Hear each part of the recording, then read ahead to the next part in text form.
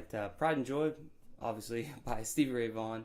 This is my acoustic interpretation of this song. So obviously when you listen to the electric version, he's going to do a lot of different things, but most people just can't play like that. And so I don't want to say I dumbed it down, but I kind of dumbed it down a little bit and made it's still really hard because it's fast and there's a lot of different palm muting and different little licks that you have to throw in.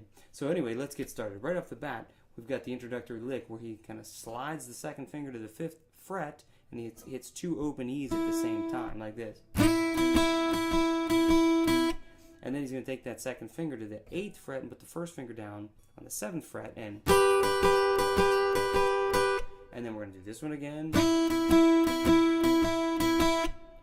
So it's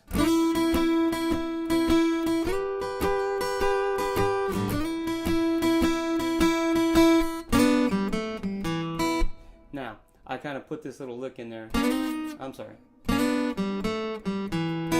I'm going to slide into the B and the D with the 2 and a 1. And then just open pentatonic minor. And then a little upstroke on those top 2 strings. You're going to get used to that here. Okay, so introduction.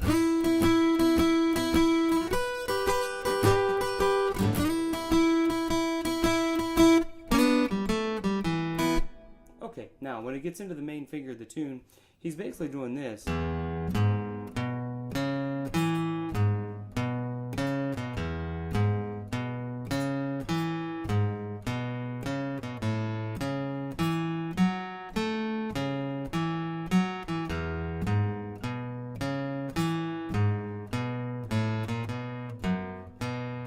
You can hear that it's a bass line, okay? What makes it interesting the way he was playing it was on the end of every beat, he's given an upstroke on these top 2 strings. So what I try to do is I kind of palm mute pretty much the whole thing, but I'm trying to let these open a little bit. So it's like this. So every end of the beat is these upstrokes.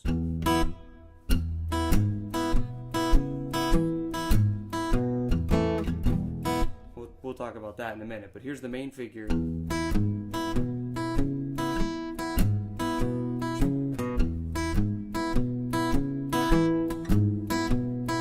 So what I'm trying to do is make this almost like a muted bass sound and that on top. Okay, so halfway through that figure in the E chord, he's going to go, and that's really what makes it cool, because otherwise it's a really nice pattern, but when he does that little fill in there, it almost seems like it's rhythmically going out of tune for a second. It sounds nice.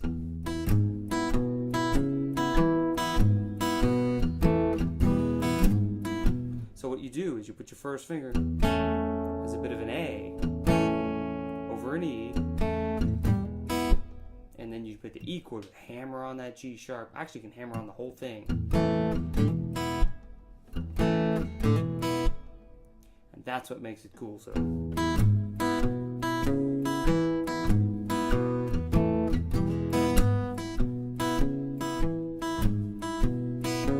now you're gonna do that same riff, but you're gonna bounce off of the A note because we're going to the 4 chord, which is the A7. You do this. And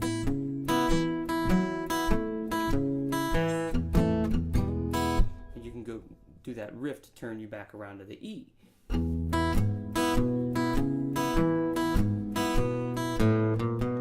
Walk chromatically into the B7 and then chromatically back down. I'll slow that one down.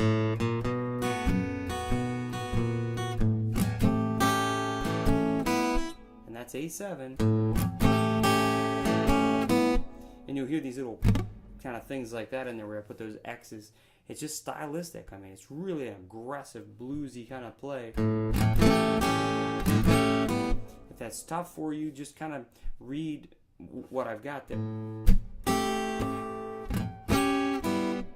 You know, but don't be so careful. It's this real, aggressive sound. So here it is. Now the riff.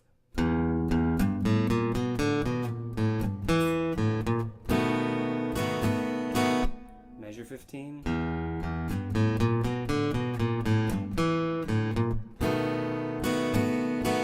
I do include that with all downstrokes because it's really aggressive style.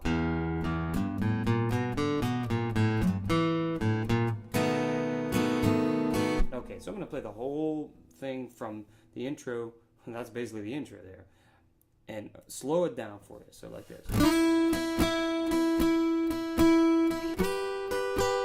can shake that one a little bit.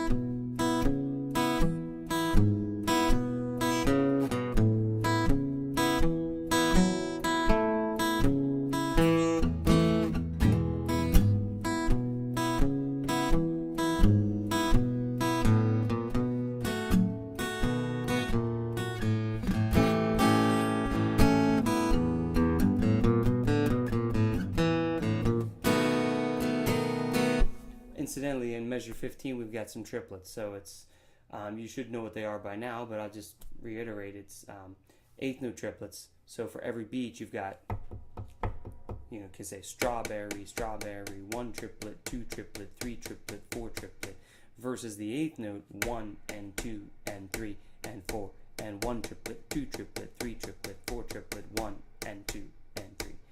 And obviously, I didn't say this, but it's a swing. You know, you can feel that. Swing eighths. Okay, now we get into the verse, measure 17.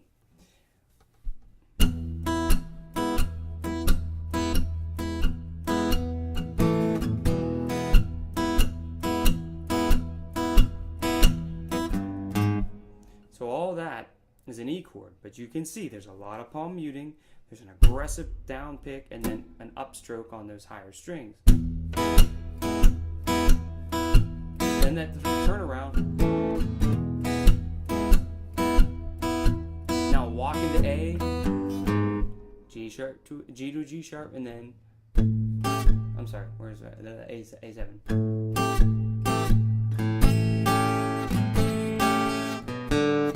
So the A7, here we go.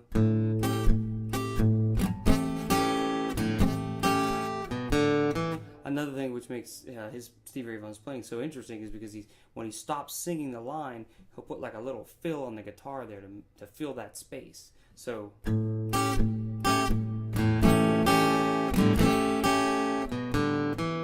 then a little fill back to the E chord. Walk into B7.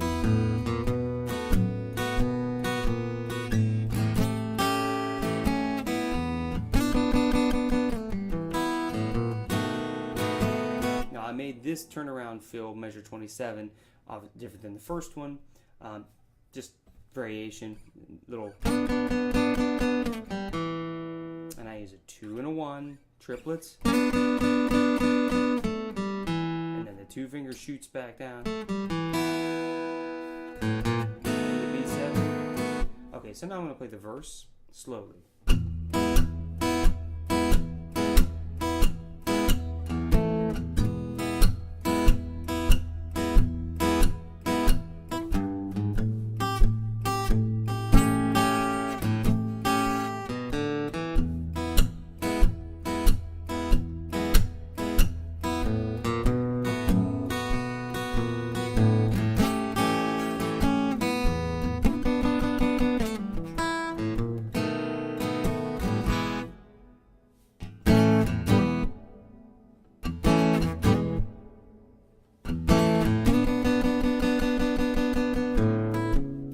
So what did I do there? It says last verse. I didn't move my paper here because we got 5 sheets on this one. Sorry about that. Last verse.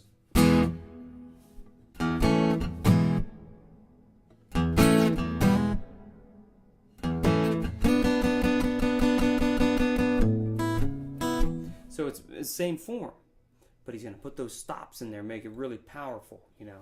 But my baby. I don't remember the words, but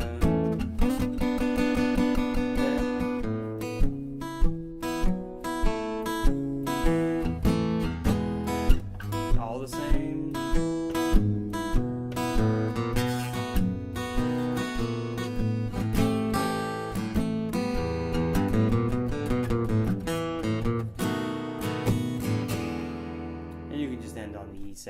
there. Obviously, there would be a big guitar solo and everything. That's why this says intermediate acoustic arrangement. I will do a advanced acoustic arrangement and put all kinds of fancy stuff in there.